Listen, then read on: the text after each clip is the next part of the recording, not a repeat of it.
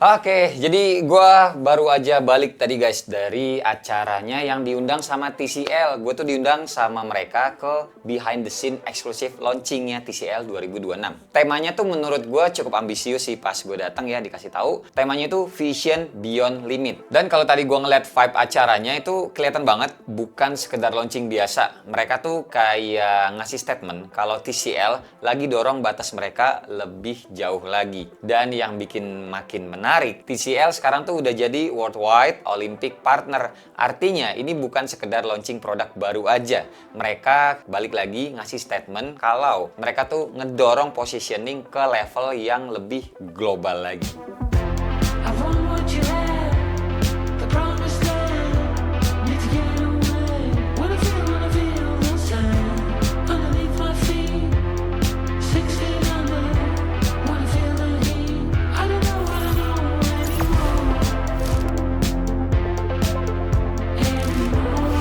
Hai semua, gue Wasa. Jadi pokoknya video ini bukan soal review TV TCL-nya, tapi ya kayak preview aja lah. Nah, di event yang tadi gue datengin itu bukan cuma 1, 2, 3 TV yang dipamerin ya. TCL tuh bawa beberapa line up sekaligus. Ada 3 seri SQD Mini LED, yaitu ada yang X11L, C8L, dan juga C7L.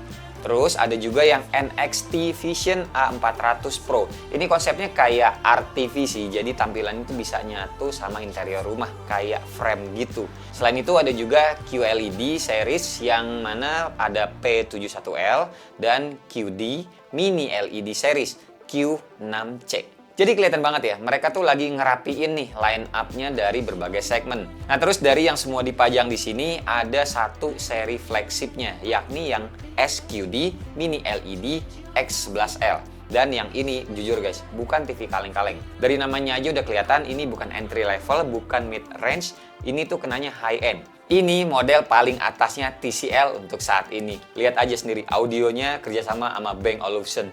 Audio mahal ini guys. Jujur ya, sebelum gue datang pun gue sebenarnya udah kepo. Karena beberapa tahun TCL tuh agresif banget di mini LED. Mereka kelihatan bukan cuma ikut tren, tapi serius banget ngedevelop teknologinya. Pas gue ngeliat layarnya nyala ini pertama kali, yang langsung kerasa tuh cuma satu, terang, pakai banget. Dan ini bukan cuma perasaan doang, karena brightness sendiri diklaim bisa sampai 10.000 nits. Dengan brightness tinggi ini, highlight di adegan terang jadinya lebih panci, tapi area gelapnya tetap terkontrol. Nah, buat teman-teman yang belum familiar, SQD Mini LED ini adalah versi lebih advance-nya dari LED biasa. Karena jumlah lokal dimming zone-nya itu jauh lebih banyak. Dan kontrol cahaya jadinya lebih presisi. Artinya apa? Hitamnya bisa lebih pekat, terangnya bisa lebih terang, dan detail di area gelap sama di terang itu nggak saling ngeganggu. Jadi kalau teman-teman sering nonton film macam kayak thriller, horor, ataupun sci-fi yang banyak adegannya yang gelap-gelap, biasanya kalau TV biasa itu hitam nih, jadi agak abu-abu gitu. Detailnya suka hilang juga. Nah di sini hitamnya itu jadi lebih pekat, lebih dalam, dan detailnya itu lebih kebaca. Dengan brightness yang tinggi banget, jadi kalau dipakai di ruangan terang, siang hari, banyak jendela, ataupun cahaya masuk, ini TV masih bisa tembus lah dalam arti kata lain ya. Jadi masih tetap enak mata ngelihatnya. Dan ini penting banget buat market Indonesia yang ruang keluarganya itu jarang biasanya yang totally gelap kayak home theater dedicated. Masih ada terang-terangnya pokoknya. Soal warna, ini juga udah coverage sampai 100% BT 2020. Artinya gamut warnanya tuh lebih luas. Warna merah lebih pekat, hijau lebih hidup, tapi nggak lebay. Masih natural kenanya. Nggak kayak disiram warna-warna stabilo gitu loh. Jadi bukan cuma terang doang, tapi warnanya juga kaya dan presisi. Nah, ukuran unit yang dipajang di studio ini juga gede banget. Untuk yang X11L ini ukuran 75 inch. Dan menurut gua ini jelas bukan TV untuk di kamar kos ya. Ini TV buat di ruang keluarga yang gede, home theater, atau buat orang yang emang mau experience nontonnya serius di rumah. X11L ini by the way ukurannya ada yang 75, 85, dan juga 98 inch. Ngomongin desainnya tuh clean, bezelnya juga tipis banget. Kalau ditempel di dinding kesannya tuh kayak layar doang, minimalis, modern, premium feel-nya juga dapet lah. TCL sendiri nge-push ini tuh sebagai high quality viewing from home. Dan ya gue ngerti arahannya. Sekarang orang kan juga makin jarang ya ke bioskop. Streaming tuh makin gila lah, makin murah juga. Netflix, Disney Plus, YouTube juga ada yang 4K HDR, ya pokoknya segala kontennya tuh udah siap. Tinggal TV-nya aja sanggup atau enggak nampilin dengan maksimal. Dan TV ini sanggup, bahkan buat gaming pun udah support hingga refresh rate yang tinggi. Jadi kalau teman-teman punya PS5 atau Xbox Series X itu harusnya udah aman banget buat 4K high frame rate-nya.